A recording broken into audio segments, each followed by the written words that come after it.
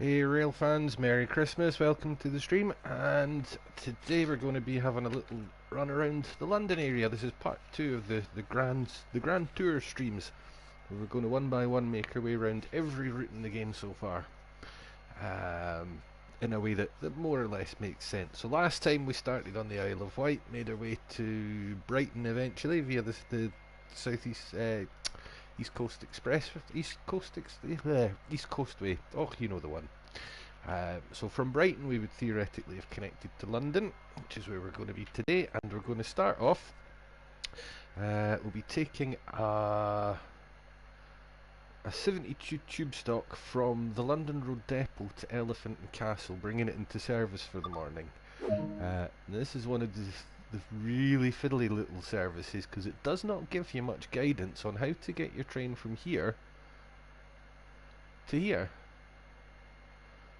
And you gotta go all the way up round here to do it, but it doesn't really make it very clear what you're supposed to do. So we've also got quite a lot of time to do this. You've got about 25 minutes, so we'll do a nice leisurely set up at the front end. We'll want our gauge lights on. Don't need to bother about the destination boards or anything just yet, and you don't need to bother about the passenger compartment lights, the saloon lights or anything like that either. Pop our key in, stick it to the INT position. I forget exactly what that stands for, it's intermediate I think it might be, and open up the power handle to 0 and acknowledge the alarm there. That's what that air hissing thing is. That's actually a warning system. So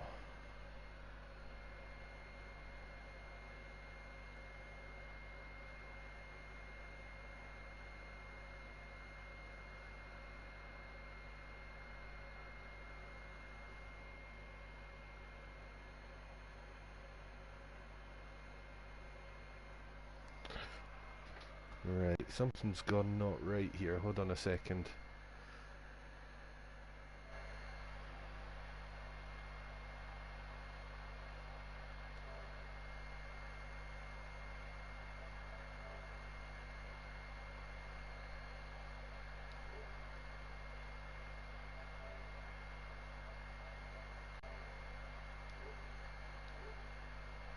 We're coming right back. Right, sorry, I had to play about with a little setting or two there. Right. Where were we up to? Merry Christmas, Depth. Thank you. You too, mate. Sorry, I couldn't see my messages there properly. I've had to put them up on the PlayStation screen, which has made everything really small now and I'm confused. So, got the cab set up. Ready to leave the depot. Everything should be okay, just to pop it into... What have I not done? I've put it too far forward, so put it into forward and then we can get underway.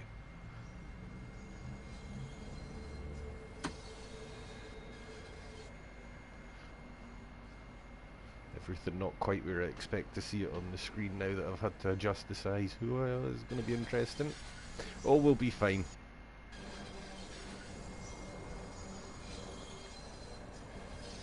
So again, it doesn't give you any indication anywhere really. I think it mentions it in one of the scenarios of the tutorials, but in reality what you would do is you would stop here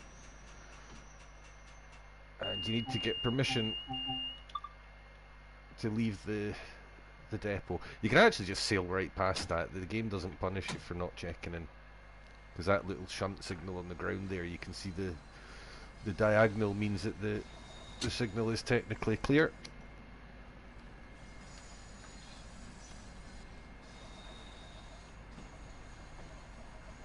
So it's 5 miles per hour into the tunnel, going into a 10, and remember on the underground you can put the power down as soon as you pass the front of the train passes the board, not the back like everywhere else.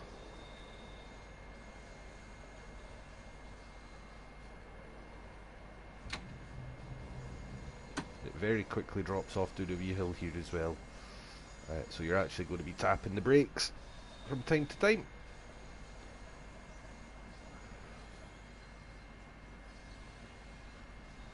You might need to give it just a wee tap on the brake as we go past the the speed limit there a wee bit.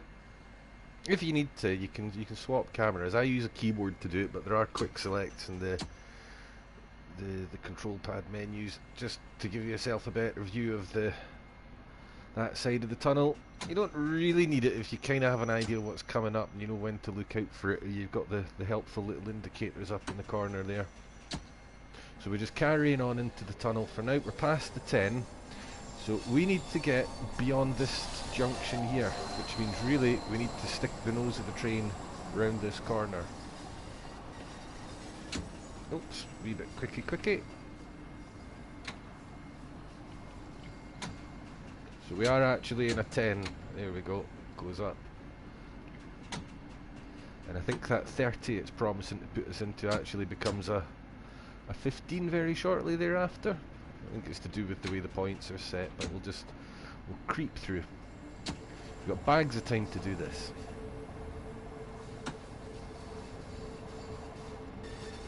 So we're in the slightly faster zone now, so we're just coming around the corner. I think it's 15 actually, or 20 across these points.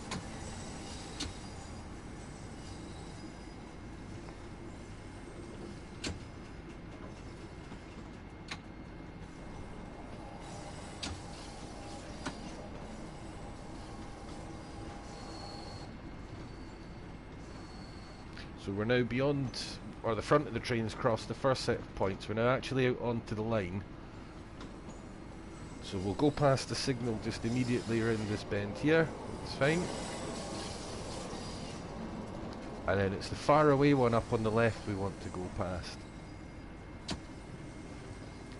And we just want to tip the nose over the line. That's all you want to do. You don't want to go too far. You'll notice that when you get past it, it starts warning you that there's another signal coming up at the top right there, but there's actually nothing there. It's like, I think it's an invisible trigger point or something.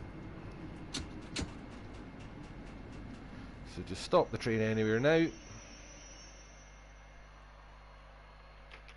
you're probably going to want your cab light on for this. Again, using the keyboard, but the controls up there over your shoulder if you need it. And shut your cab down now.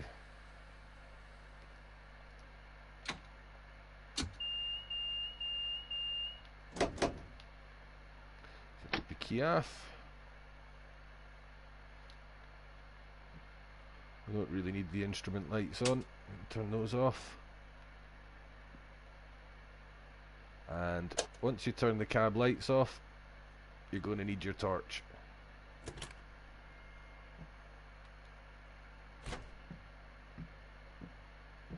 Oh, did we remember to take the key with us? That's important.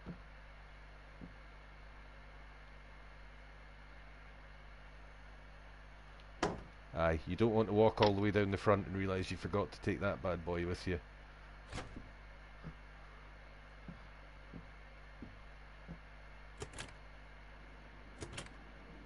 Don't worry about pulling the doors behind you, they'll bang shut at some point on themselves. You do not need to foot it about closing these. The only ones that I do by hand are the ones around the old cab, the redundant cab where the 4 car meets the 3 car. So it's just up here.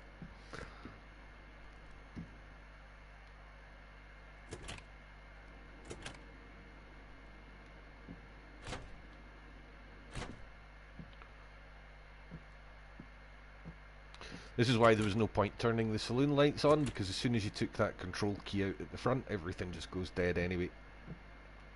And you'll see that you don't start with passengers on board when you've been when you're coming from the depot start. So now we're at the proper actual driving end cab. So the first thing to do, get a cab light on and the torch off. I tend to use the one on the other side just because it is pretty bright. You got enough light. So pop your key in, control switch on, Make sure your gauge lights are on. Now, you'll quite often get this message when you've been on foot for a while, so no, we do not want to give up control of it. That just means we've been on our feet for 2 minutes. And it'll always ask you when you sit down if you want to take control, even if you already are. So we've already done the bit with the key. So you put the second key in, back to the intermediate position.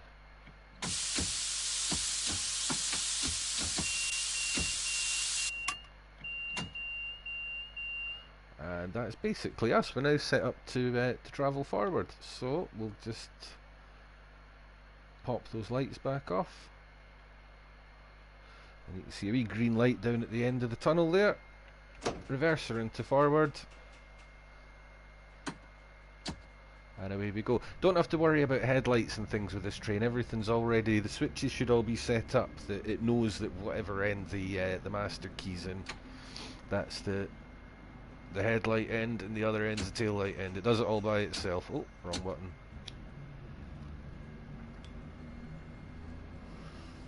So I don't know what the actual medal times are, but we don't have to be there for, I think we become the 6:03 heading back the other way, so there's not really an urgent hurry for this. So now we're crossing over the points onto the other line.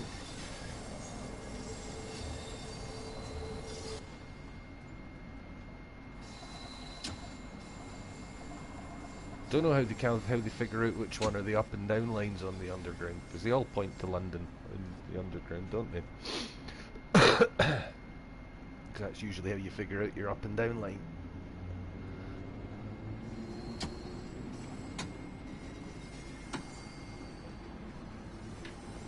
So, oh, we might have actually missed it. We'll just take a wee look through the window as we go. Oh, there was another train on the other platform there. Wait for the edge, you daft cow. Jesus.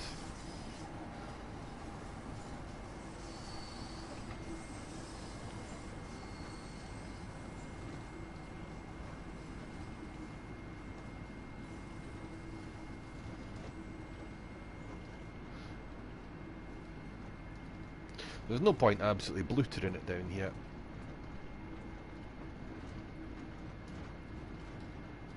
If it's your first time doing it, maybe do it as quick as you can. You might even want to, if you can get access to a keyboard, use the old Control Plus trick to do an end change in the tunnel, just to get it done as quickly as you can. But if you're just doing it for fun, you can do the whole thing on foot. You ain't got time to do a quick walk up and down the train in the depot.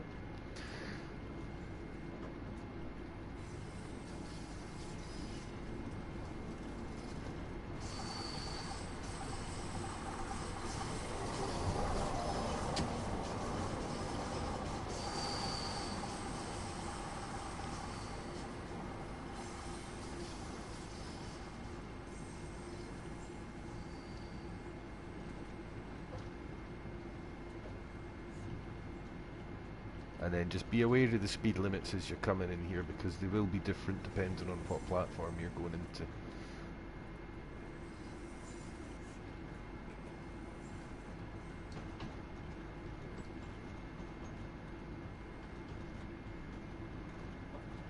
So again, no urgency to this, because this is just the first, this is just an empty stock move.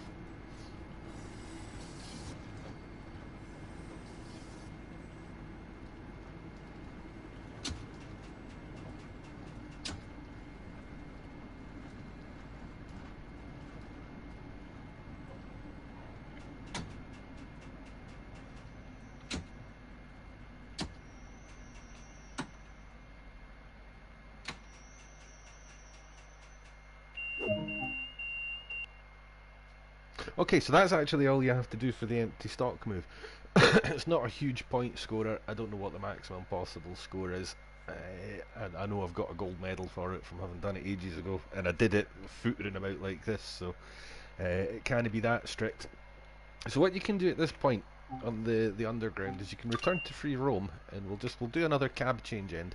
Not necessarily going to sit for the full 10 minutes. I'll probably jump back to the menu, but this is just how I do the changeover at the end of the line when it's in a station. So we first of all open your doors. That'll become important. Do the brake, shut down thingy-majiggy. Just put your key back to intermediate, and then, or in whatever the interlock, I don't know what it stands for. Shut down the brake system completely. Retrieve your key. Now, pretty sure we're a Harrow and Wealdstone service. So at this point you can do the doobity there. You don't need these lights this time because we're in a station, so it'll be nicely lit for us. So that's this cab now dead. The reason that I did the door opening was so we can actually get out.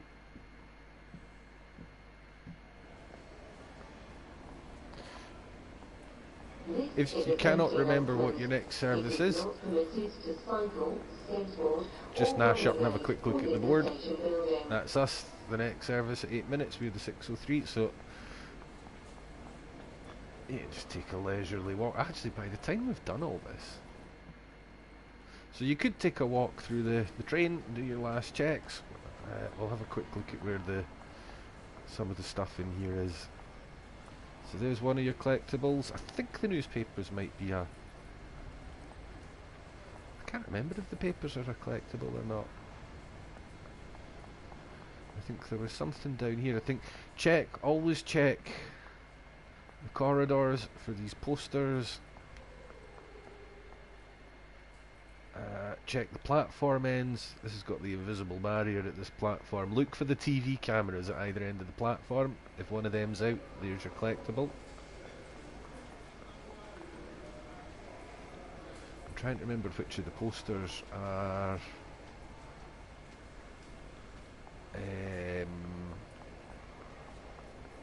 the collectible ones.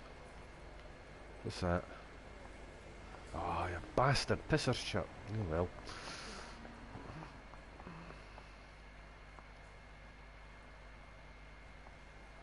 There's a scenario there. If you got your objective markers off, always be careful when you're wandering around the station that you don't accidentally trigger something. So yeah, you're pretty much confined just to the ground floor. What direction am I heading in? West. Yeah, that's the direction I want to be facing in. So actually, there's not a ton to this station, and I think I have done all the collectibles down here so far. Yep, done the TV cameras and things.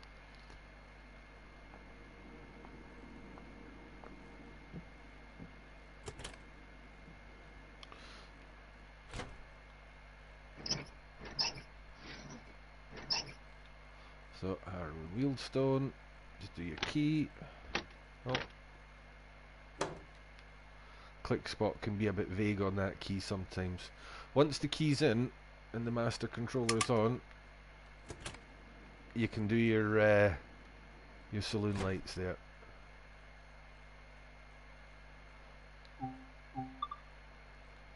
Take a seat, pop your key in.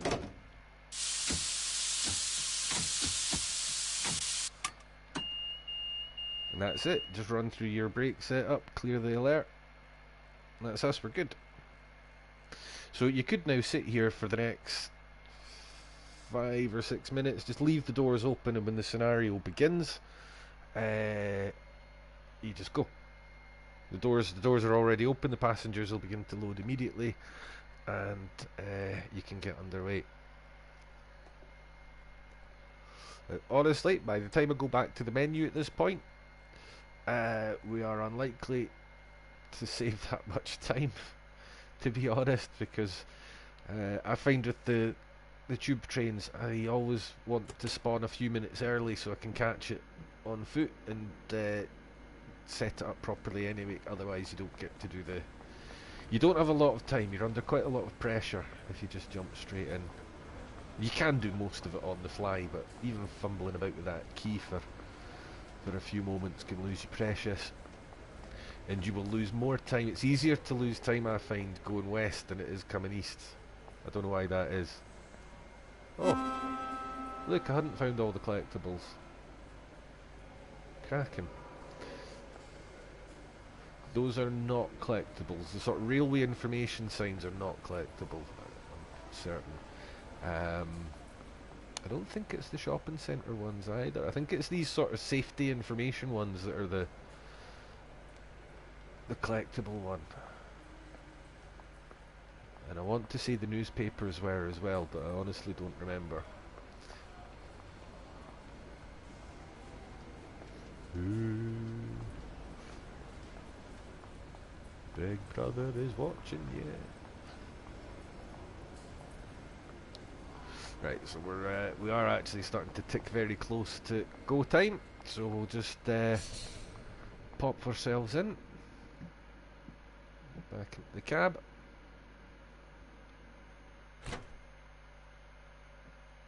Ensconce ourselves in our wee fiefdom. So this stuff, it does work. I can't remember how it works. It's probably better if I don't start playing around with it. The run back thing up here is for going into reverse.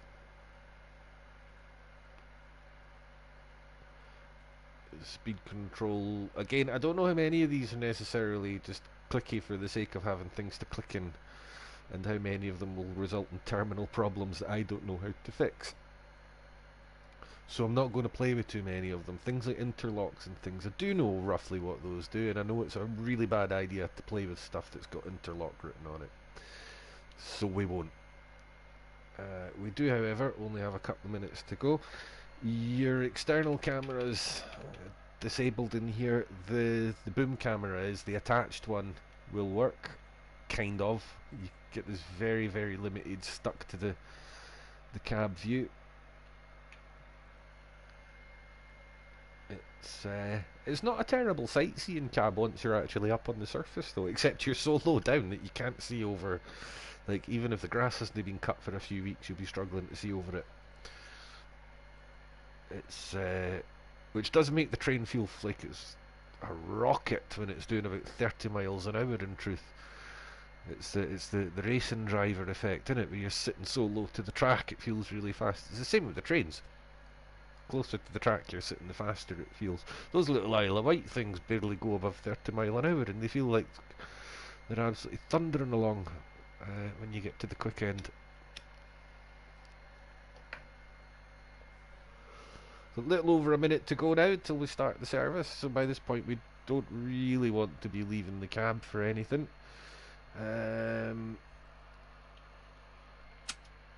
Check my instrument lights are on, that's fine.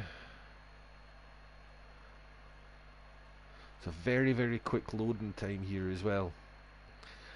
So once everything begins, it's going to be frantic activity for about 45 minutes to an hour. You're not going to have very much breathing space if you want to catch this timetable.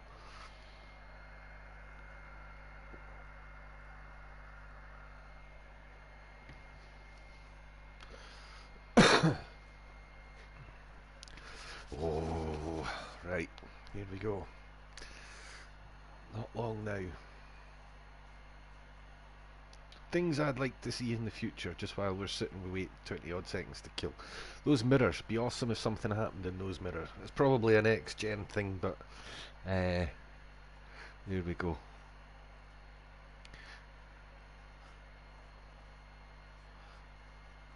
Ten seconds. Oh, it's exciting.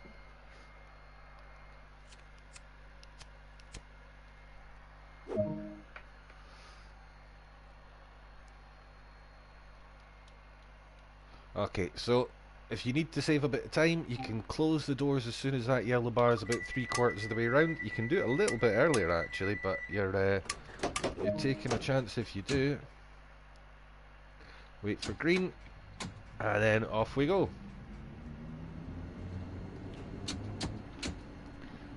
Pt.2, here we come.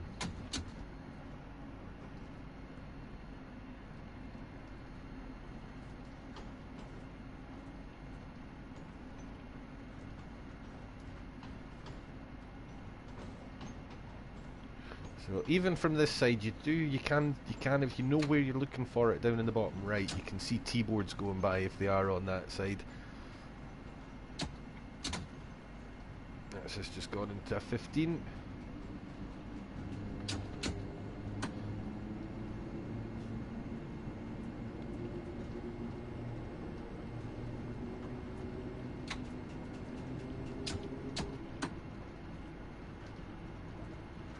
Watch for the T25. There we go, down in the bottom right there.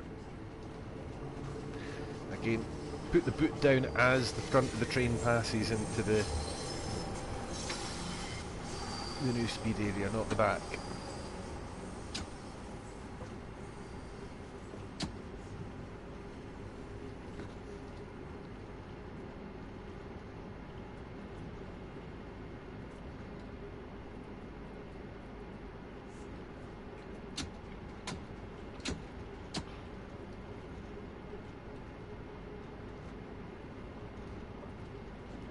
I always forget about that little 30-mile-an-hour blip in the tunnel. There's not much point going up to 30.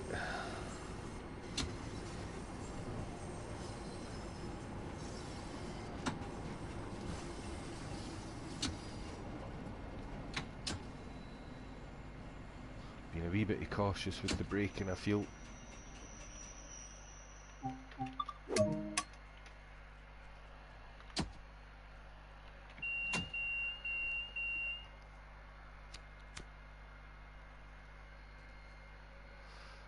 So you notice now as well in the top left there, the timer beneath the clock, that second one changes to show you your departure time. As soon as you open the doors, it flicks over from anticipated arrival to or scheduled arrival to scheduled departure.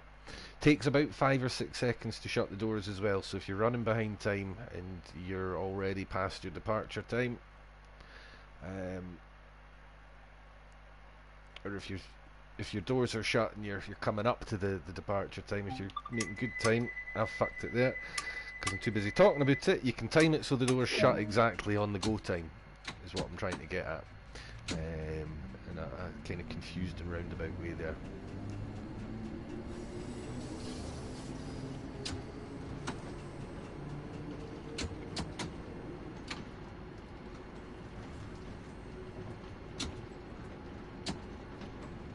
Little Anthony 15, hello mate, welcome to the stream.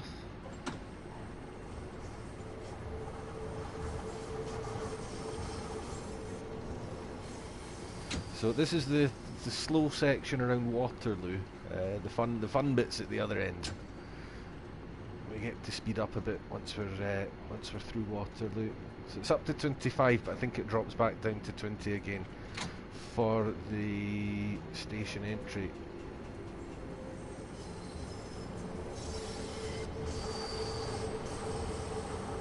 Is it Piccadilly where the slow line is? No, it's on the way into Waterloo.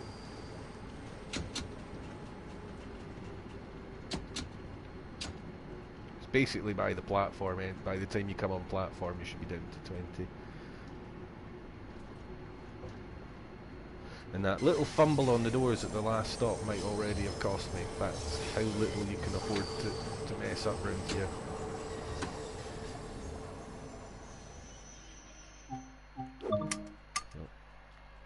That's fine. We're fine. The front doors are well behind us. They'll be well on platform. And we can see the signal immediately ahead of us, so we're good. So I'm going to shut the doors at the latest 7:59 to make sure they're shut in time. This is what I was trying to get at before. If you're running a little ahead, give yourself 5 seconds for the door to shut before your departure time.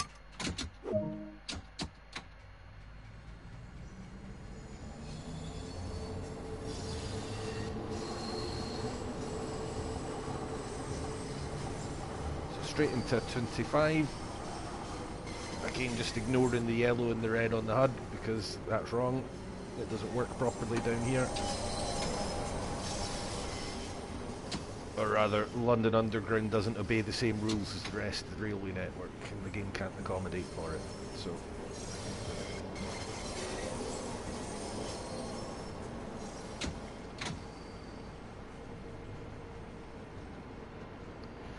Stick the boot down.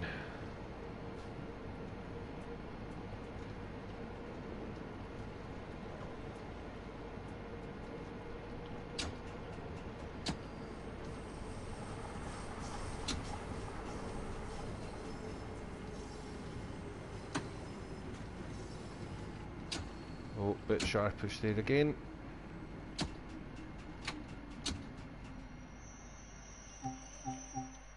Yeah, that busted telly on the left there, that's a collectible. I'm not jumping out and doing them during a service, because you timetable. One of these days I'm going to come up here and just ride the trains as a passenger and grab some of these things. But today is not that day. So I can't see the signal immediately in front of me. I forget what it was actually at when I came in. Green, we're good.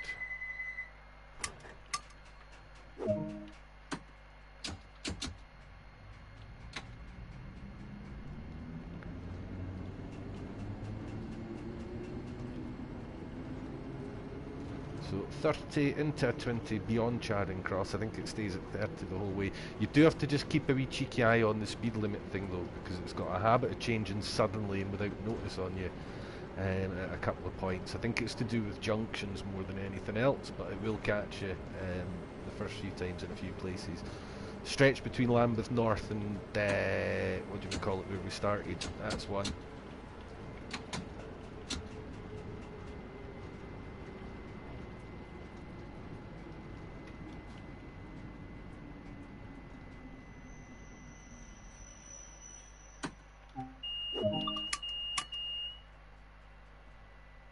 As long as you're within about 7 or 8 yards of the stopping point, the rear doors will be safely enough on platform. You can be a little bit short when you arrive.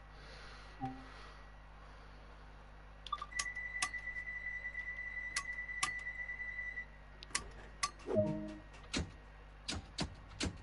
really quick, short, sharp stops. No mucking about, we're going into a 20 straight out there.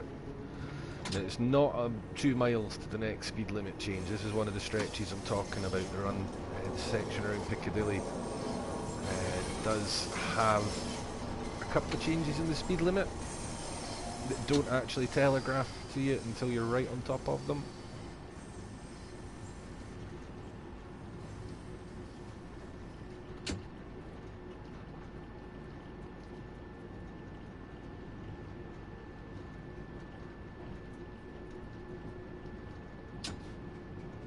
I thought it changed down here. It has been a while, mind you. I practiced the depot exit earlier on, but I didn't do the full run.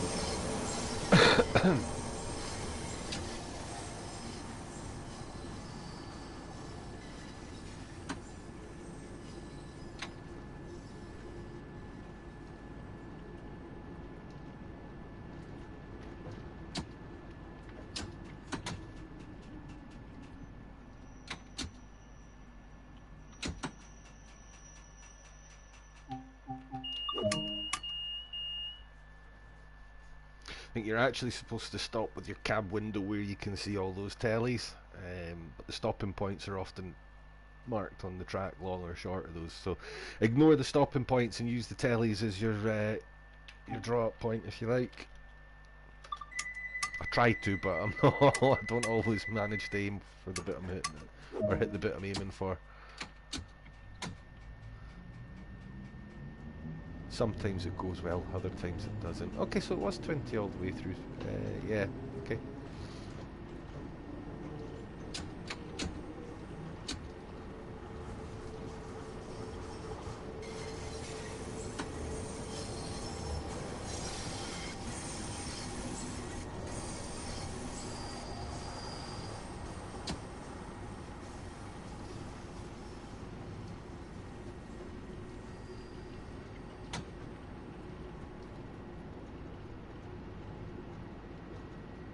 So there we go, there's our 30. Now, this might be the stretch where it changes again before the mile and a half's up. There is definitely a stretch where it fools you with a big long big long run. There we go, drops back down to 20, so it's just, it is the stretcher in Piccadilly, but it's the Oxford Circus site. There we go. I kinda knew what I was talking about.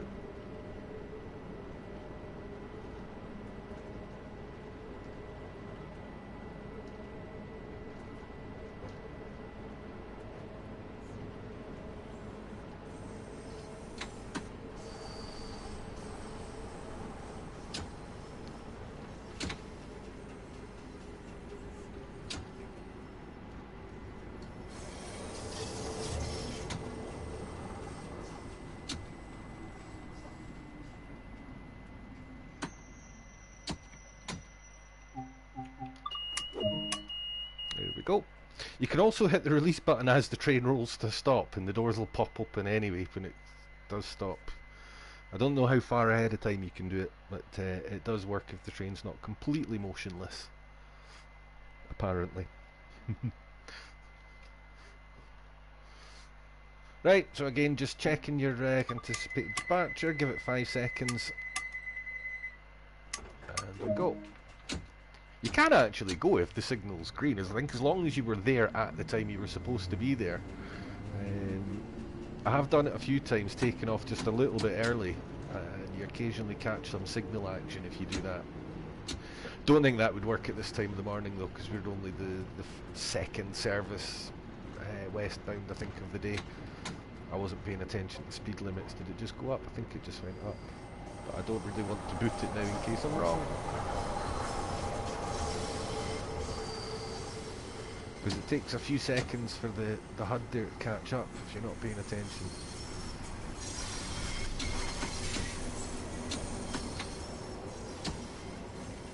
Right. I was expecting to see the T-board a bit earlier. Hi Samson, welcome mate. Good to see you. Welcome to leg 2.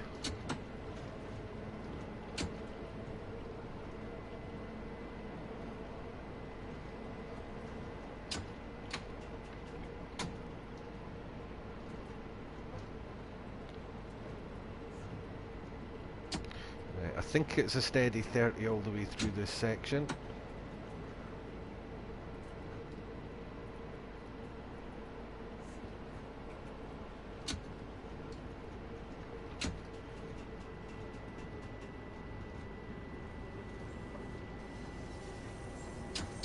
Oh, I've left that too late to brake. Have I left it too late to brake? Or have I just nailed that? Nope.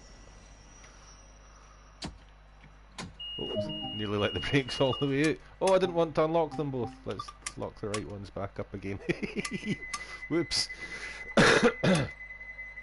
Happened to me once in the 90s. That door's popped open on both sides of the train.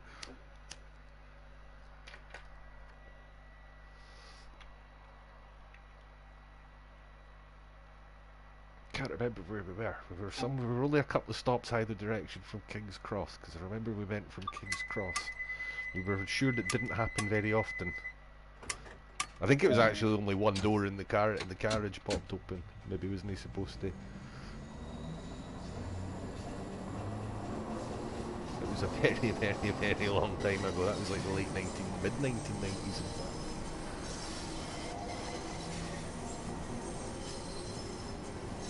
We boot it to Baker Street. Hey Nathan Willoughby, welcome mate, good to see you.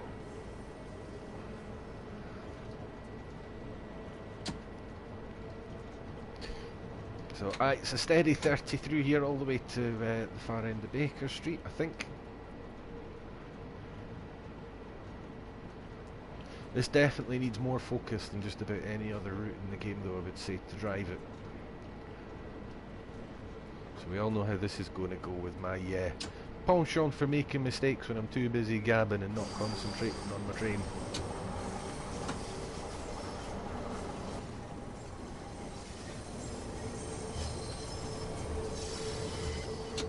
Nathan has a question about a new line. Well, you can ask me, but I don't actually work for them, so I'm not sure I can answer it. If you mean it's about a new line that's not out. I think I might be a bit short there, but fire away, I'll give it a go.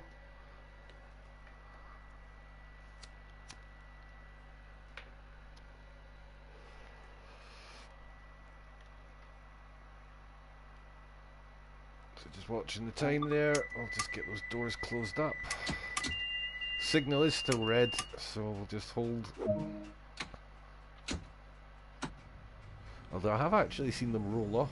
I don't know if they still do it, but I've seen them roll off the first section just into the nose of the tunnel and then sit and wait. I don't know whether that's some sort of unwritten code to passengers. Fuck off, you're not getting on, I've moved now. But right. Oh fuck, I stopped paying attention for a second and I've lost my bearings. Okay.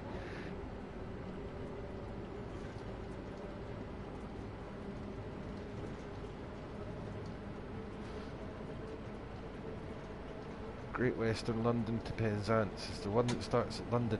They all start at London. If you mean Great Western, they all start at London and they only go as far as Reading because that's all that's modelled.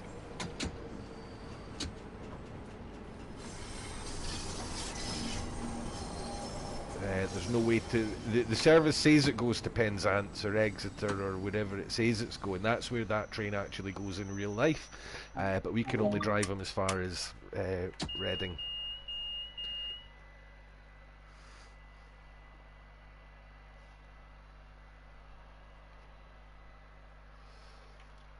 Right, I'm actually running behind time a little bit now, so I'm doing that wee cheaty thing with the doors. Close them, start the close up a few seconds earlier. See if we can get this time back.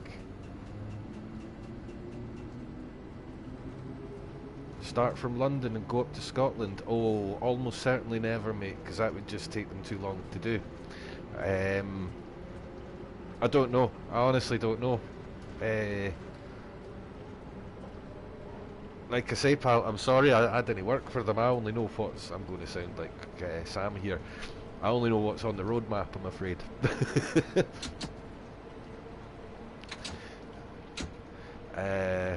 I'd love to see that. I would love to see some Scottish routes as well, obviously. But they'll almost certainly never do a 400 odd mile long route because it would take them forever.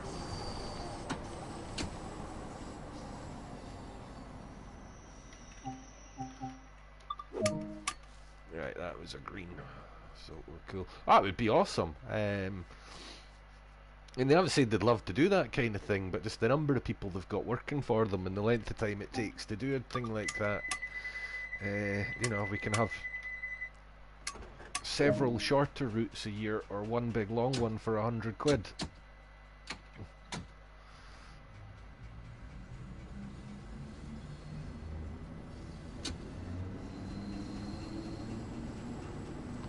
That's the sort of thing I think as the game grows and third-party developers get more involved, you might start to see that kind of thing, because that sort of thing does exist on Train Simulator Classic, and it's often third-party developers that do it. Hell, I had the old Microsoft Train Sim back in like 2001 or 2, whenever it came out, and I actually had the entire East Coast main line. I could go all the way from Edinburgh to King's Cross if I felt like it. And it also took in a branch from Yorkshire out to Leeds, York out to Leeds. Oh, I'm speeding. See, there's that talking again. York out to Leeds, and it had the Herefordshire loop down at the south end as well, which was all kinds of flavour of amazing.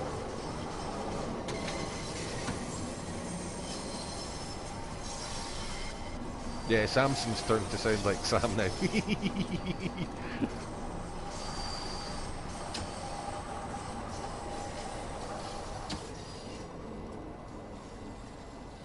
Yeah, they do have there is a suggestion forum over at DTG. I'm fairly certain they do look at it. Their fruits all add up to it, like Penzance Magic. Yeah. Aye, that's how it works in classic train sim generally. You get different chunks of the line, so you can just do... The one I had was the same company released it in chunks over the course of 3 or 4 years, maybe even longer. And the Microsoft version of the game did allow you to... Ah, it was green, wasn't it? Aye. The Microsoft train sim allowed for route linking, which I don't think train sim does. But bearing in mind, the old train sim's been around for years now, easily over a decade in its current form. So, You know, we will get all this. We will get loads and loads more new stuff. It's just waiting for it, which is a bit crap. I'm sure I can be going faster now, but I wasn't paying. Oh, did I see a 30 board go by? Aye. Oh, I'm kind of stuffed for time now. That one little fuck up with the speed limits there, I think, has probably screwed me.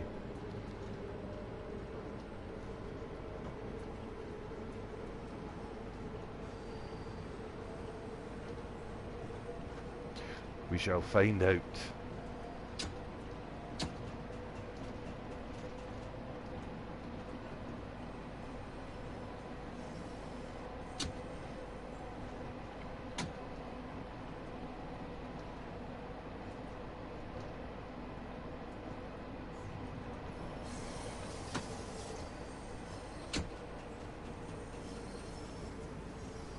Well, actually, we might be alright. Oh, too short. Keep going, keep going, keep going, keep going. Alright.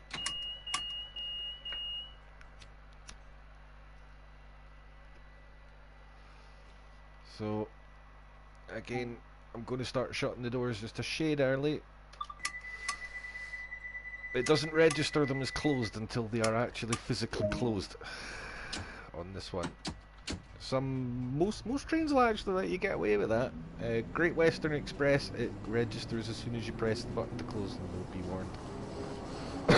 Doesn't work if you're running late there.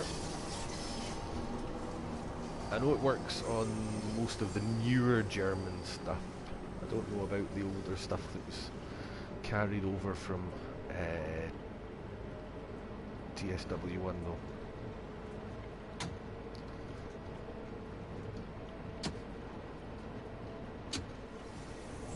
Steady 30 through to Maida Vale.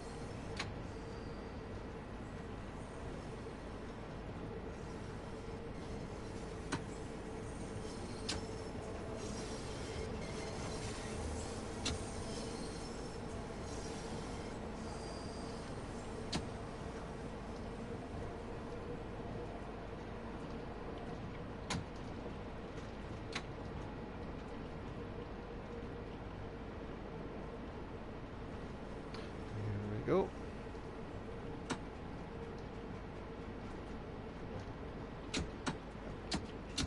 Oh, I didn't want to be in brake 2 that early.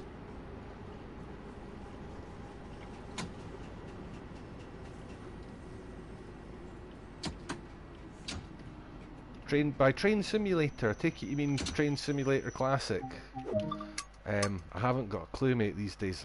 I guess if you've got a PC, and you like trains, probably, because it's been out for ages and there'll be tons of really cheap shit available for it. I think there's quite a lot of free DLC for it as well, like fan-made stuff. I'm not going to do it, if I'm being honest with you. Oh, why did I not start shutting those doors earlier? Tube. See what I did there. I don't personally think I will at any point. I've got no plans to, but if you really like trains, then it's worth looking into because there's so much content for it. It is a very different experience though to Train Sim World.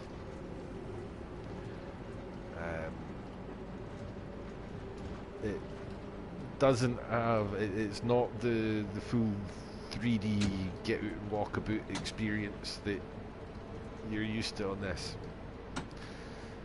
It comes with all the limitations of the ancient game upon which it is built.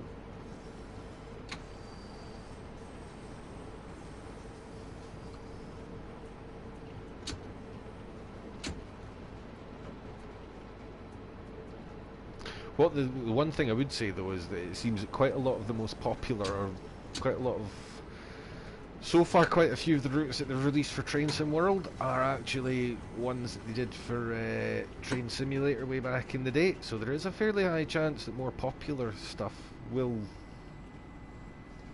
make its way across eventually. Or some of it. I know that Ruhr Signord was originally a a train sim route way back in the day. I think most of the German ones have been done in train sim at some point, actually.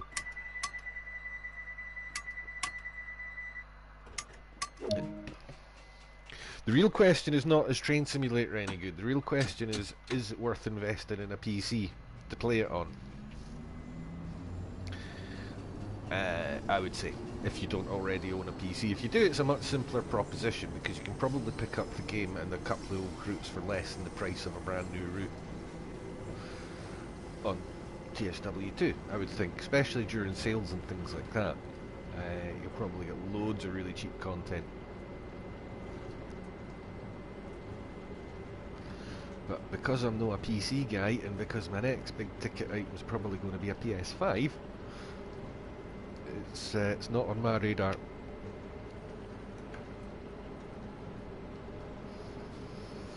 Right, Queen's Park, there's another place we can lose a bucket of time if we're too early on the brakes. So we want to be at 15 just beyond these signals sticking out the wall here. And we're going uphill, so we don't need to be... It's that wee triangle signal sticking out the walls roughly where you want to be slowed down for. And you shouldn't need to brake really heavily either, but get it straight back into under power as you come up off that hill. You're basically just going to be banging the power lever back and forward at this point.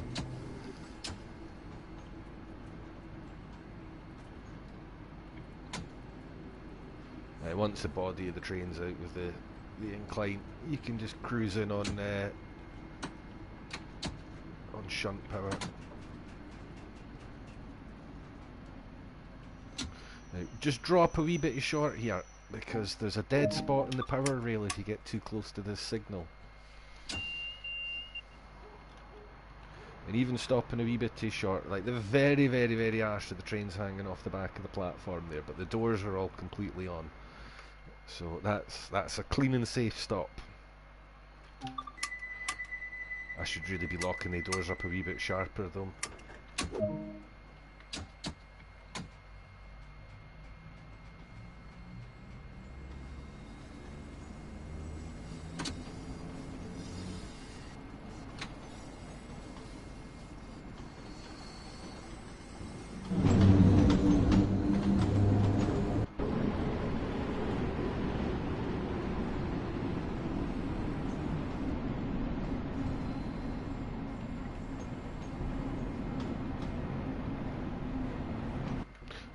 Down the front so we can see what we're doing.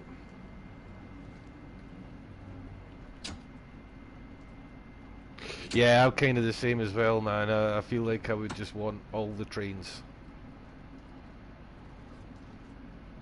Train Sim World 2, I've managed it because I've been in since day one, and you don't notice it when it's just a wee 10 quid here, 20 quid there, but I feel like I could do myself a lot of damage starting from scratch.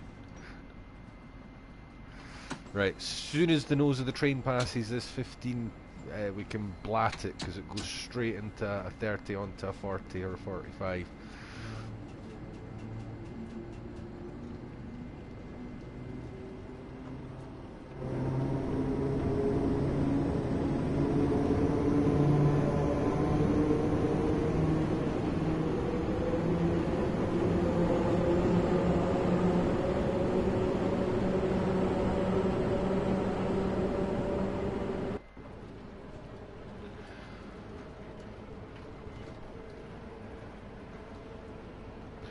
Right, this wee stretch can be a bit confusing in the dark because you'll see signals ahead of you that are actually not for you, but because the rails are curving away in front of you, they look like they kind of are.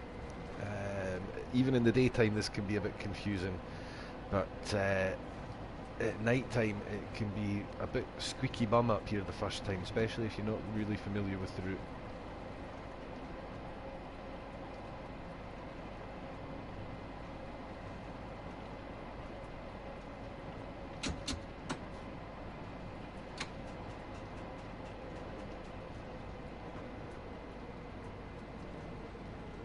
So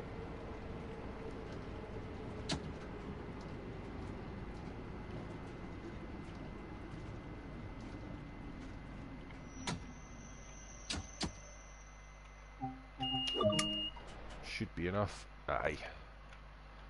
So the overground platforms, you can be even looser with the stopping, but as long as you're within about 6 or 7 down in the tunnels, you're safe on. Right, so I'm going to lock up at 53 to allow for the transition time. And off we go. Do always just double check your signal though, because it's really easy to roll off onto a red, down in the tunnel especially.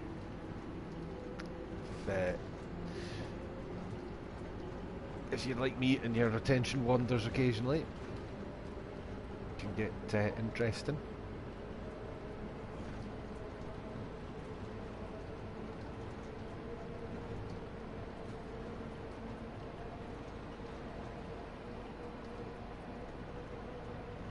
This is another one that can be tricky in the dark, because that red ahead of us is actually a main line signal, but as you pop out the tunnel it does look like it's directly ahead of you.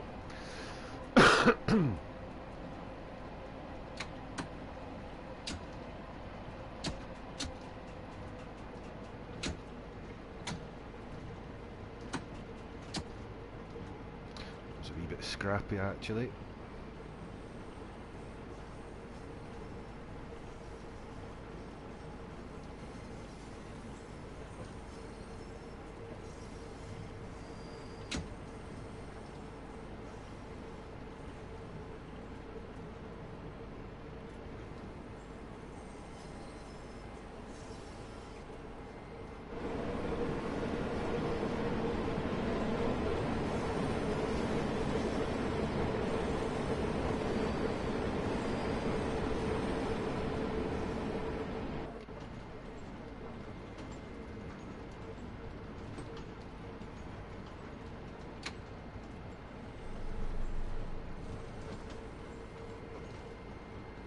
Oh, a wee bit of a stutter there.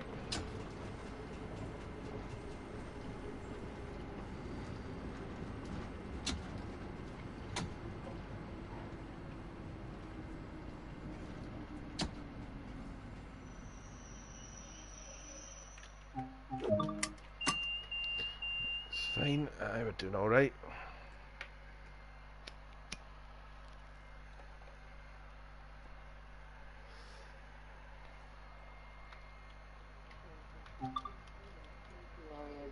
Please do not smoke until you have left the station. We've got a green, so off we pop.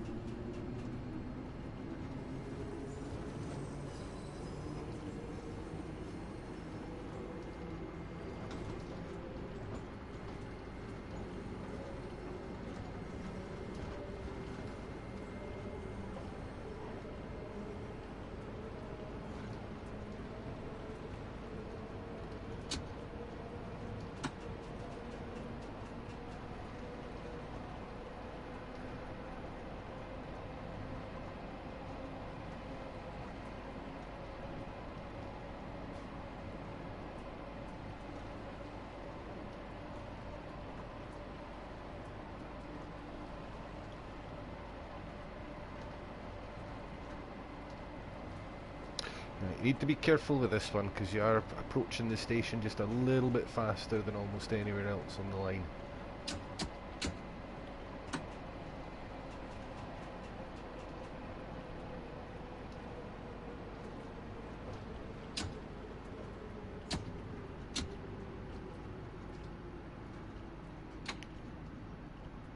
Do you know what that was? I saw the big telly screen down there and went, oh, I'm supposed to stop. No, I'm not.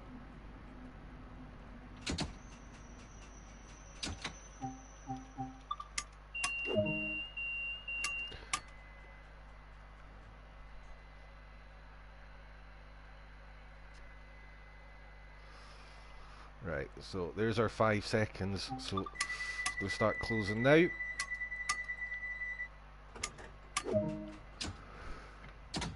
we go, so that gets us back 2 or 3 seconds. You do that a few times, you can actually claw back a wee bit of time.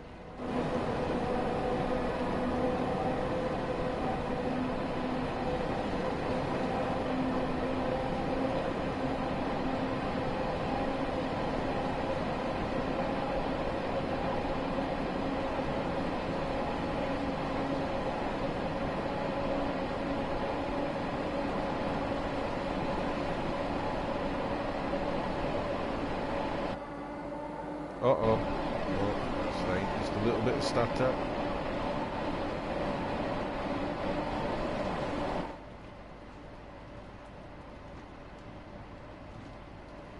Right, there's another high-speed station entry, so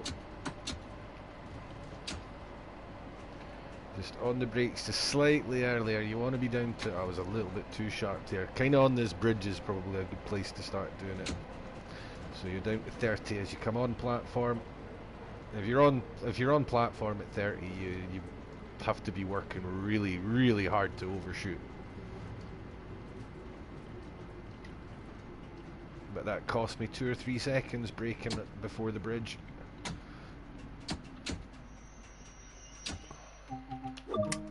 So we're running about 5 seconds behind time. So I'm going to try and shave a few seconds off again with the doors.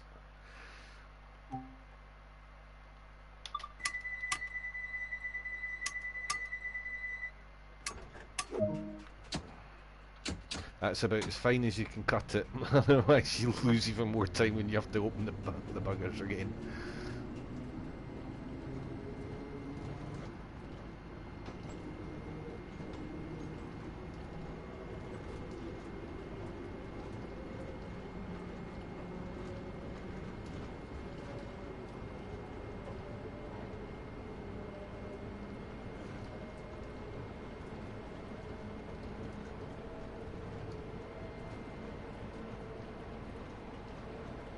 We're getting we're doing not too bad. We're getting close to time. Wasn't close to an overshoot, if that's what you mean. The brakes on this thing are incredible.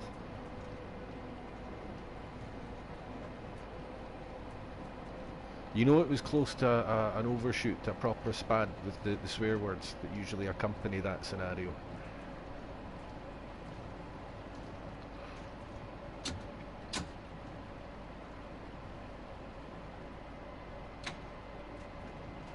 Ah, the doors, yes, yes. I cut it very, very finely with the doors, much closer than that, and I would have had to open them again. I did wonder for a split second as well, as I could hear the noise. I hear the noise of the doors closing behind me, and I'm watching the little bar ticking down, and I was just expecting it to stop with just a sliver to go and tell me, no, do that again, boy.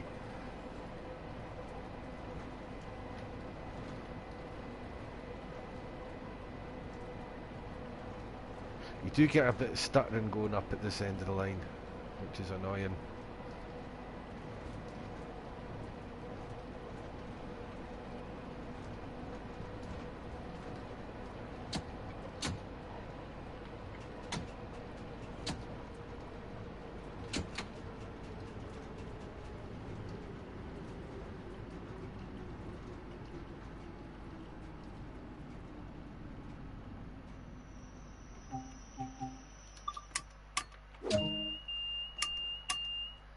Right, I'm going to try shaving a few seconds off this again.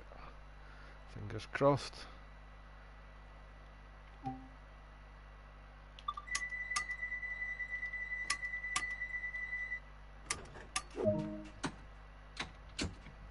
If you kind of use the bottom left hand corner of the letter L in load passengers as an aiming point for when the yellow line, when the end of the yellow line is pointing directly at the L sort of thing. As soon as it passes that, I'm doing a really crap job of explaining it, but much time perfecting my visual cues to be able to do that, and it still goes wrong sometimes.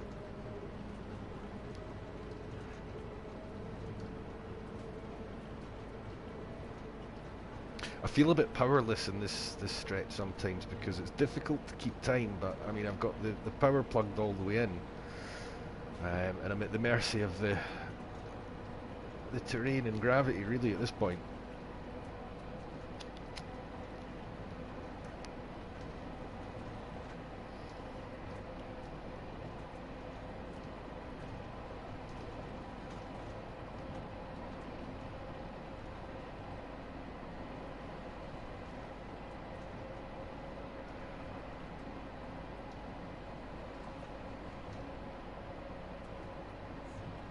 Actually, there's a few more high-speed entries along here than I remember.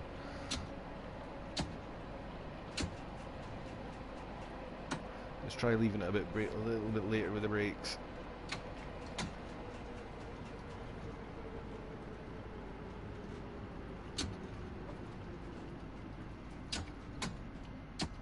I went in too deep with them there. It's really easy. I mean, the brakes are super strong on this train. It's really easy to go well deep with them.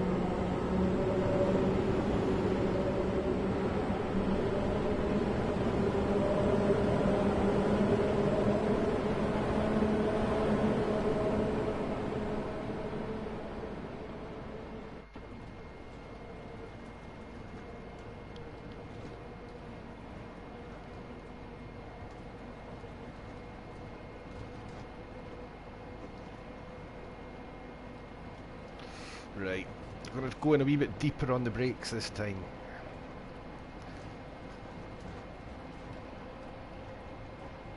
See how effective these bad boys actually are. So again, off the power as you approach, because there is a tiny bit of delay in the handle moving. Oops, cocked that up.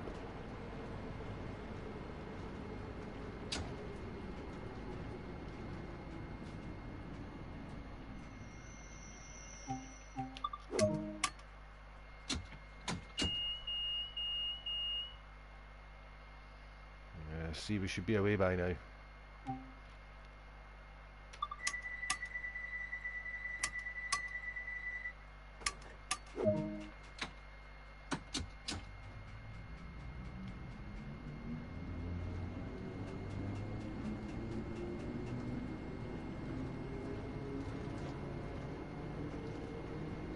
I think it's Kenton, and then I think the next station after that might be the last one.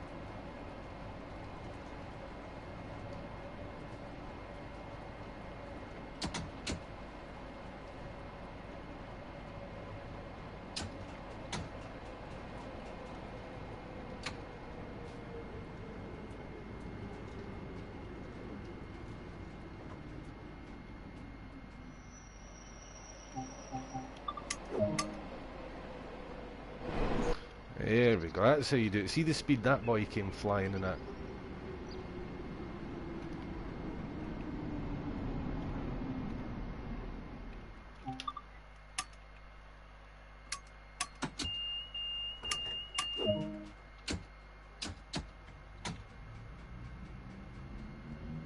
Right, next stop's the last stop. I mean, we're going to be within a minute or so of on time, so I'll take it.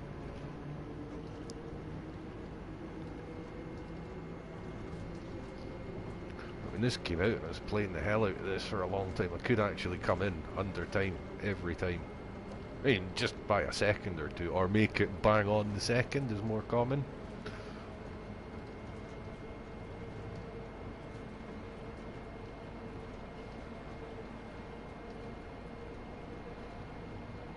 On the eastbounds anyway. It's difficult to be too early though, because it usually chucks a red signal at you somewhere down in the tunnels.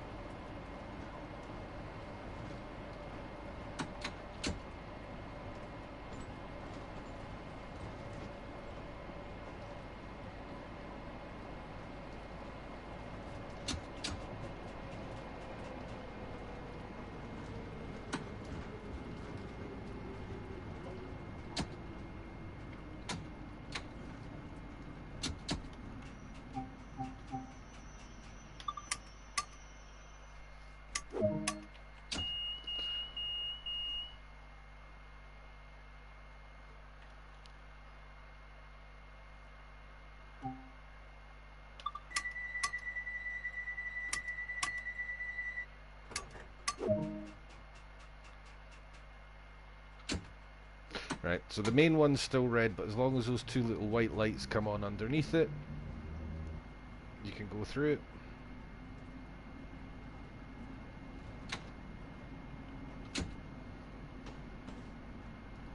And be careful up here, because I don't think the siding's quite as long as it... we're not going up as far as the end, I don't think.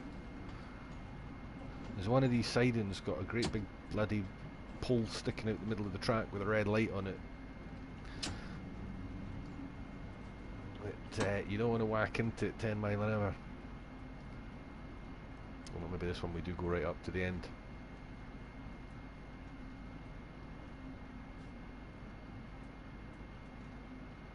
Hey Nick, good to see you, man. Welcome along. Oh, that was the wrong way. That was where I wanted to go. I wanted power, not brakes. Bloody single handles.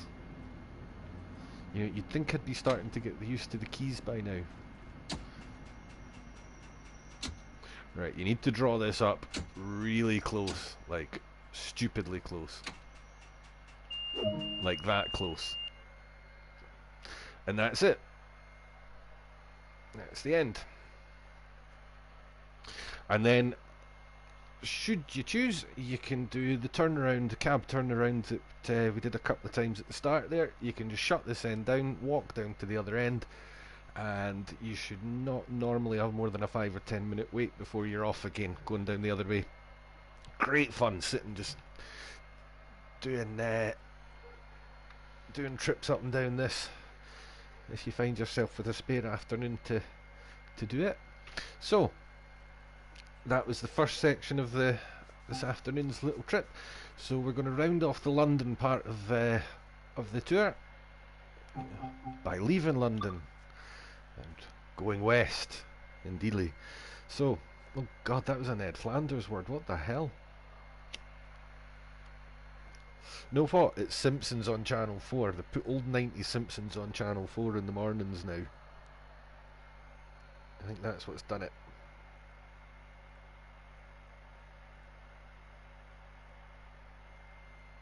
Ah, you got the collector's edition. Good man. No, not Germany this evening. These are streams with themes. We're going on a tour around all the routes in Train Sim World over the course of umpteen streams, and I have a plan.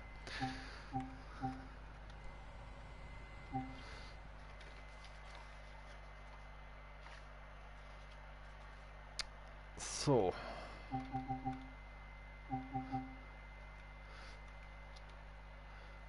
come on. It's frozen up on me. This isn't encouraging. Okay. Right. So we've been to the Isle of Wight, we've been to Brighton, we've been to London, and after dinking around in London for a while, we're now going to head westwards.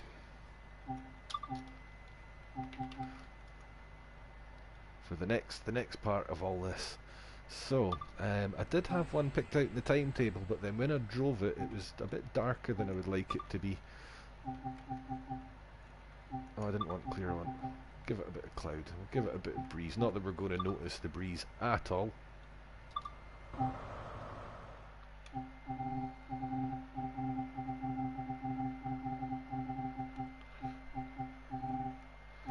So, we want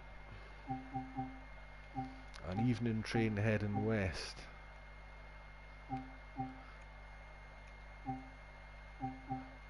But not like a really late one when it's going to be really dark. Bristol's west. Bristol would do. Tea time as well, so there could be quite a lot of eastbound.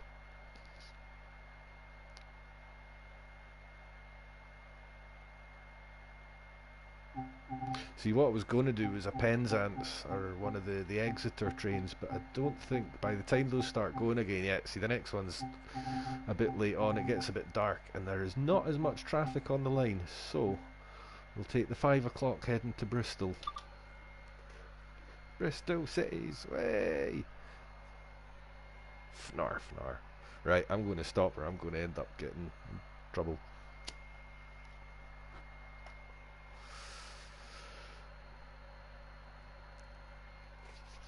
Okay. Now, the 43 doesn't quite perform as it's supposed to. It still goes and it still gets up to speed. It takes a bit longer to accelerate at the moment. And apparently the fix for it is ready to go in the next... whenever they're... Oh, it was on one of the live streams. They know what it is. They've got it ready to fix it.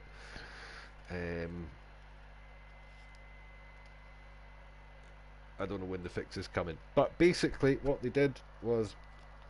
when they were transferring the 125 over to Train Sim World 2, somebody put an extra zero into Simulgraph somewhere, and the carriage heating and light systems are now drawing too much power from the locomotives, and that just means you've got a little bit less power to play with, unfortunately. Right. So, nice simple one. We'll be driving on the first portion of the journey from Bristol to Bristol, from London, Paddington to Reading. And I love all this new information it gives you now before we start. The weight especially is very useful to know if you're playing with weather and things on, of course, because traction is now a thing. And the difference that it can make is incredible. Really takes a lot of getting used to. Things like the distance, that's actually quite a useful one to take note of sometimes. Not so much for this train, but places like East Coastway especially, where you've got the front and rear doors that you can open.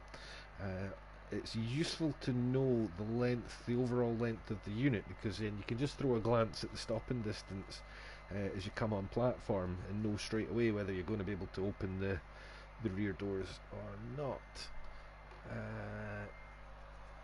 Overall, the amount of information that we get now, I'm mightily impressed with it compared to what we used to get before. And yes, I am. You can probably, if you hear rustling and crackling away in the background, I am talking because I am using this as an excuse to quickly have a comfort break.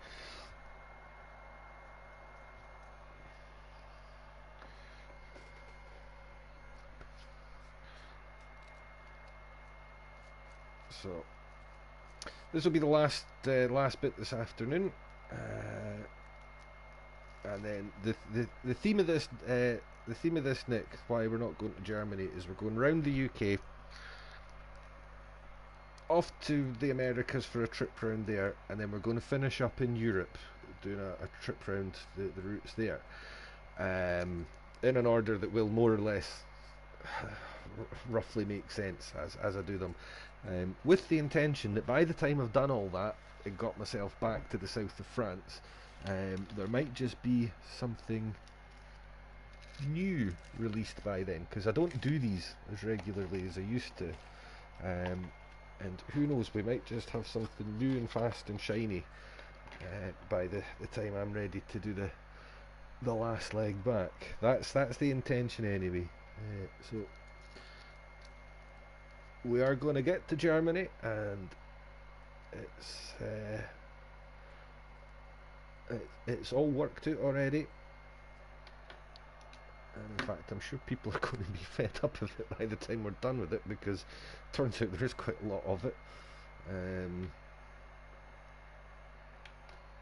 But that's fine. Right, so let's get this this party on the go.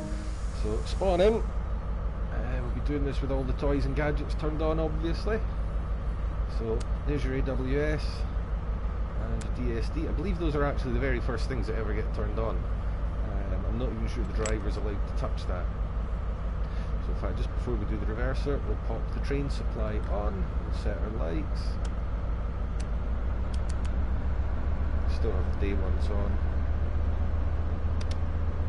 Turn the train supply on. Oh, there's something leaving over on the left there.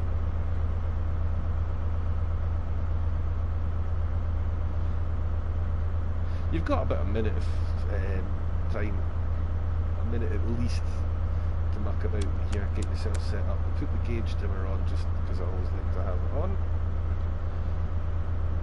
AWS is on, lights are set, train supply is on so the passengers can see.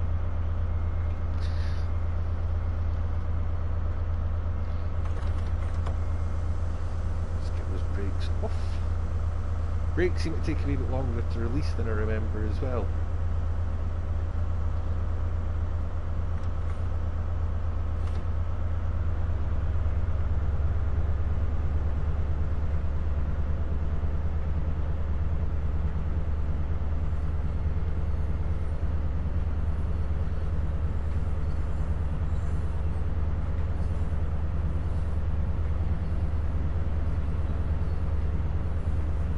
Have definitely specifically rebalanced all the sound and stuff for Great Western. It actually sounds better in Train Sim 1 and 2 than it does in the first one, I think. Right, so I was creeping out there because I wasn't certain of the signals until I got around the corner, because I know that a train had just left in front of us.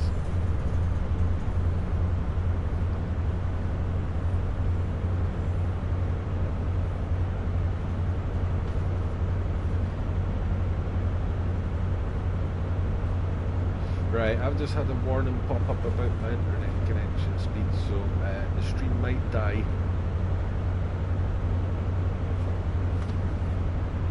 I'm hoping it carries on. I've had a couple of gremlins in the internet here lately. We had some really bad weather at the start of the winter, and it's still causing headaches for the ISPs around here because stuff got hit by lightning and quite a lot of stuff got hit by lightning.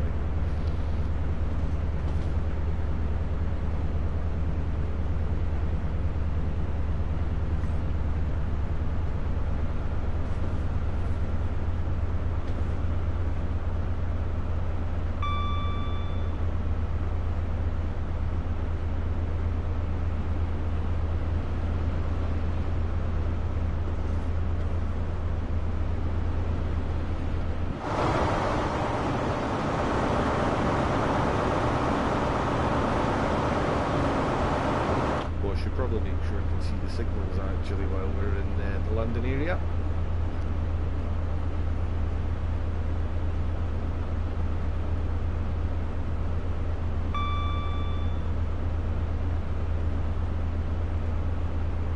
Watch for the 50 sign on the ground to the left there, but we need to go a bit further up before we can put the power down.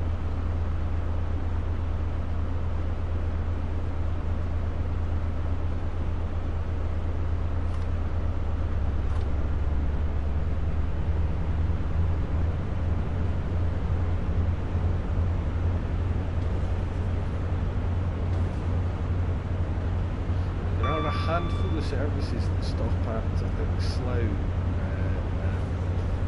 There's another service, there's another station, whose name I can never remember. They're very, very few and far between, and I've yet to find the head code numbers for those. Probably could have just looked it up on the internet, but I've yet to stumble upon them organically.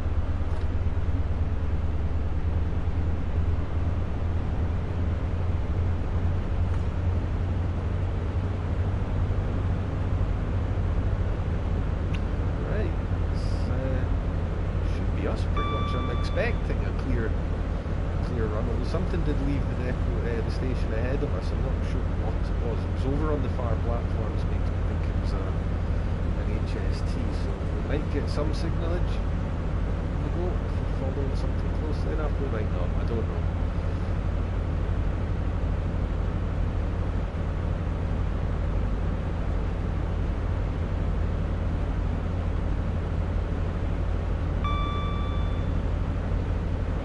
Get it quite a lot in the old days, I say the old days, the TSW1 days,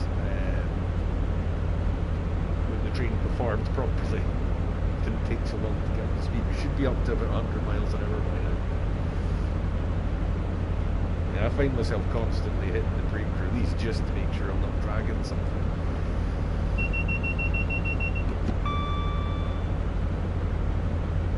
The thing is, we'll still get there on time.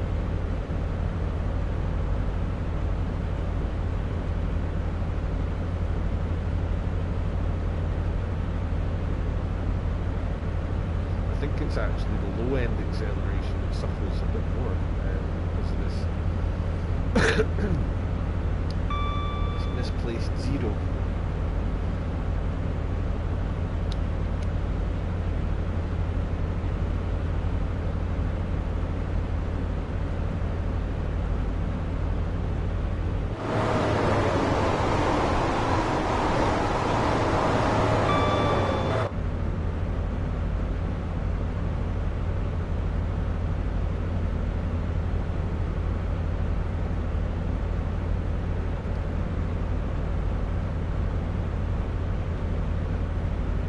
Right, so we're on the proper fast line now. So basically, our job is now to sit and acknowledge DSD every minute or so.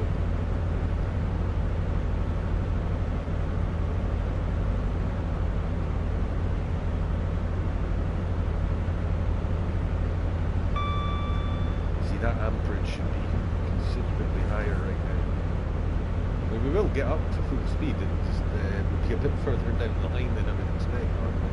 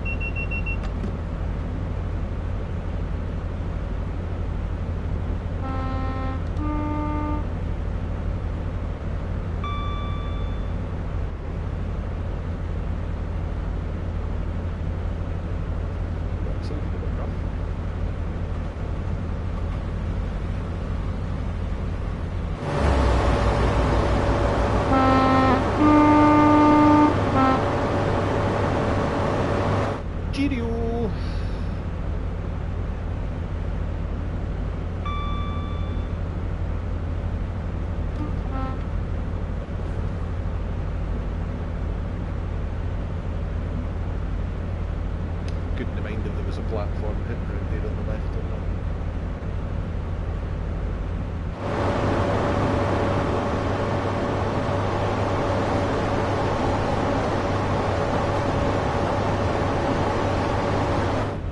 Oh, does anybody know where the music festival is? I've never seen it. I've got the tile turned on, I think.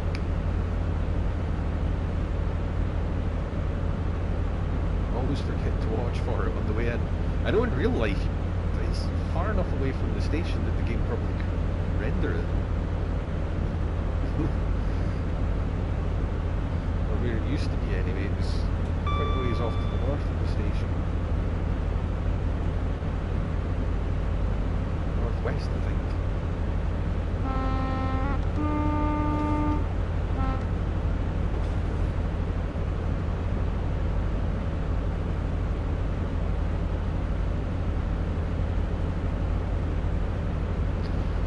Oh dear, remember when 125 felt fast?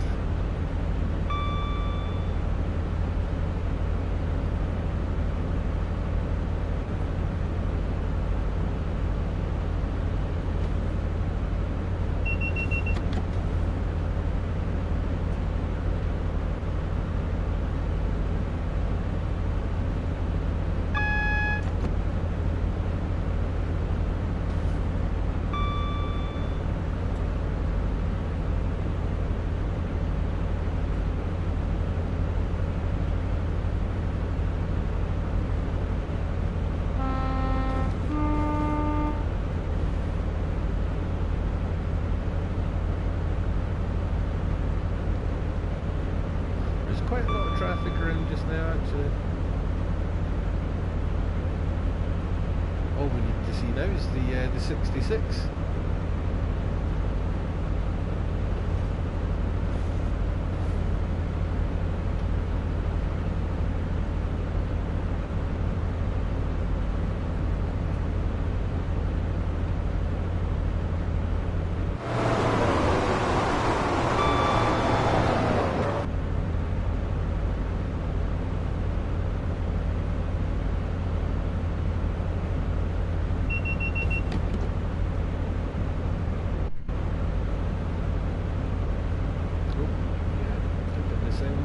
Must have reached the end of a loop.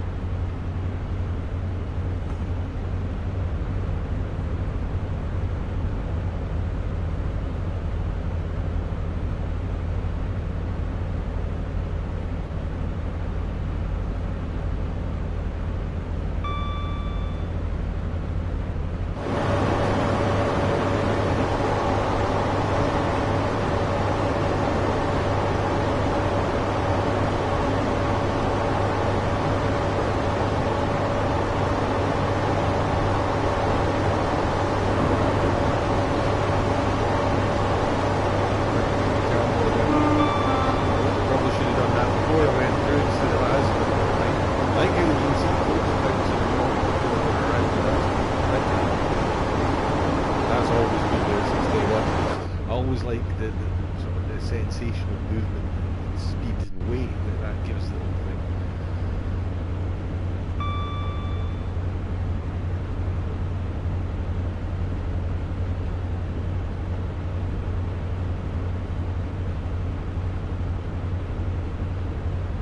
In fact, that's go back to what Samson was saying about the Train Sim Classic earlier on. That's what I was trying to sort of say, is that my experience of NSTS style train sims, or the DirectX sims if you like, is that they just don't have that feeling of driving a big heavy machine. I feel like I'm playing a game with that, whereas with this it feels more like it was trying to simulate operating heavy machinery.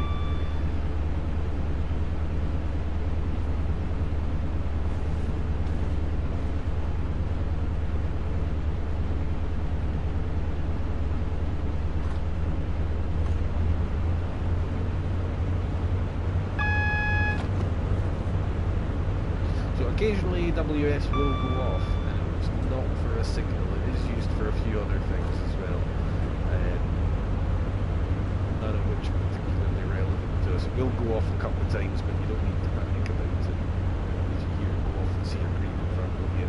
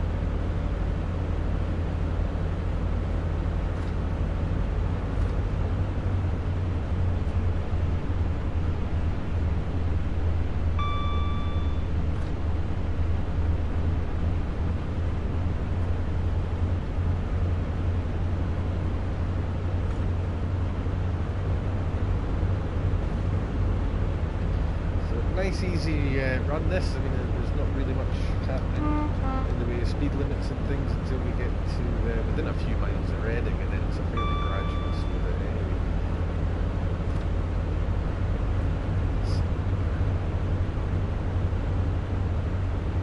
It's not to say it's not fun though. I still like taking this big diesel electric monster out for a run sometimes. It'll be an old train and an old route. The oldest route now, I think. But, yeah, it's still got it.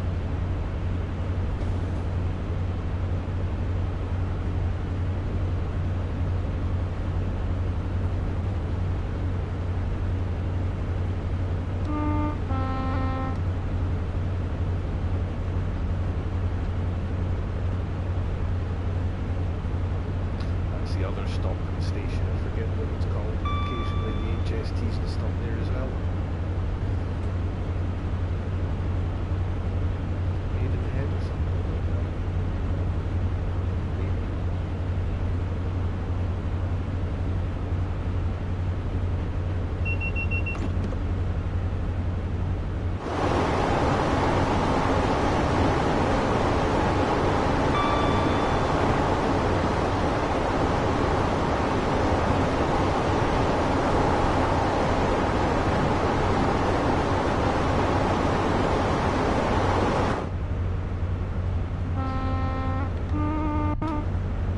That sounded all watery.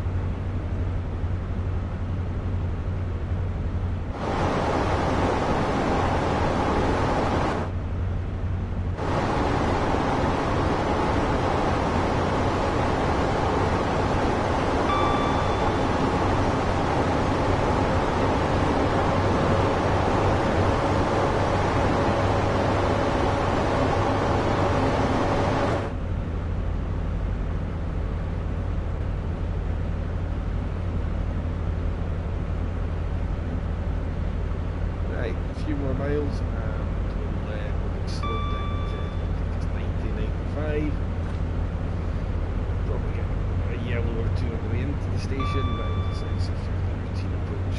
We've all done this a million times now, surely.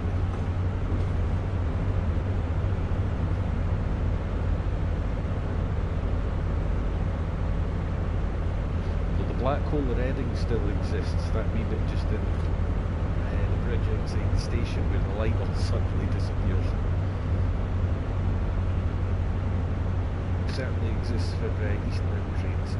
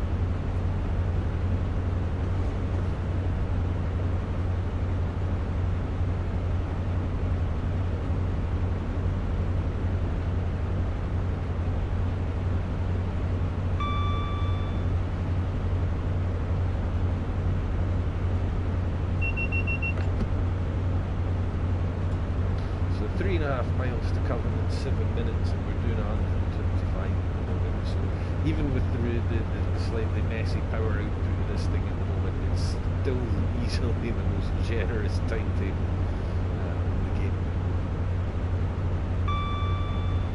So as you approach these bridges, you're going to get AWS and the queue to start slowing down.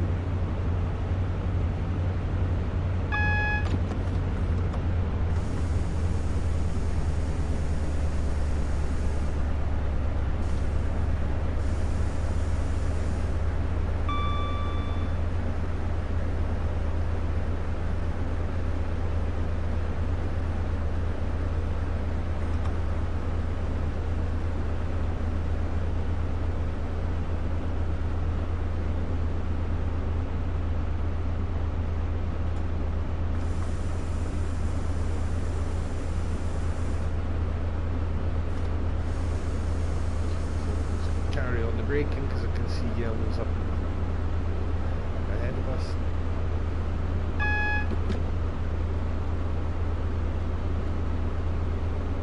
Double yellow of course means that we can only run into a caution or a clear next. Let the brakes out because it'll take a few moments for those to come off anyway.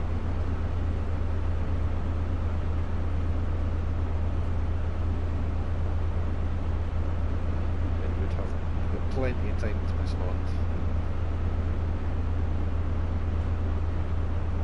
We've got bags of time in our pockets as well, so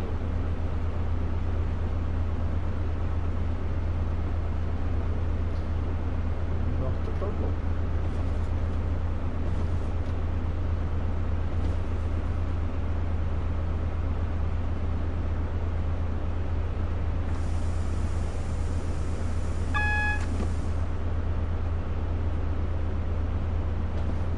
There we go, that was the light all going again, so it does exist for westbounds as well.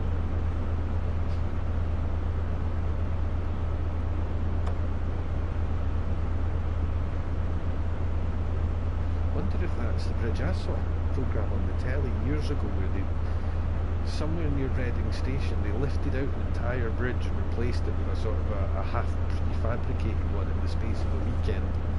Like 3 or 4 days it took them to do it over a bank holiday weekend or something like that. Incredible to watch. I wonder if it was that one just there that we come across.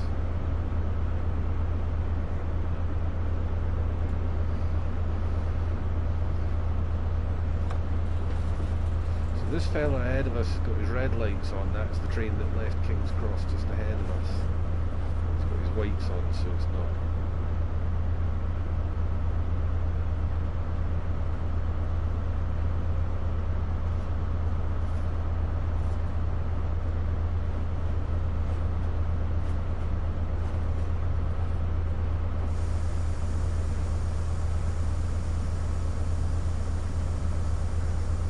Oh, this is one of these ones where it puts the brakes on by itself halfway in the station.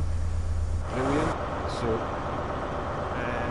there's not much you can do about this. I would have thought they might have finished this off. Might have fixed that.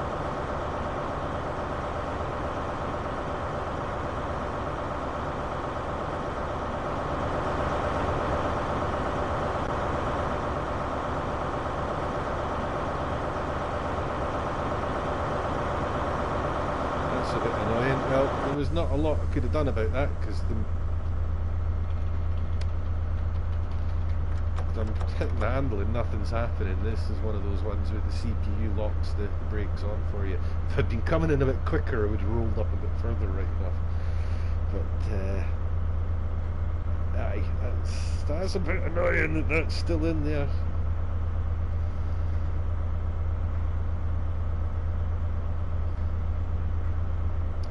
So once we close the doors, that'll be us. We've done the first leg of the westward bound trip, and that'll be us up to within touching distance of 2 hours. So I do not intend to start anything else at the moment, I'm afraid.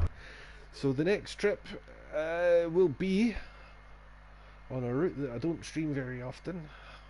Probably fairly obvious. We're going to the West Somerset by now, and I'm pretty sure that the thing I've got planned will be making its channel debut.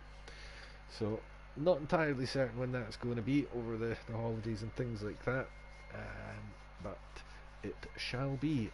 So thank you very much as always, folks, to those who've sat through this, to those of you who've watched it live, and also to anybody catching this up later on. And I had a great time doing it, as I always do.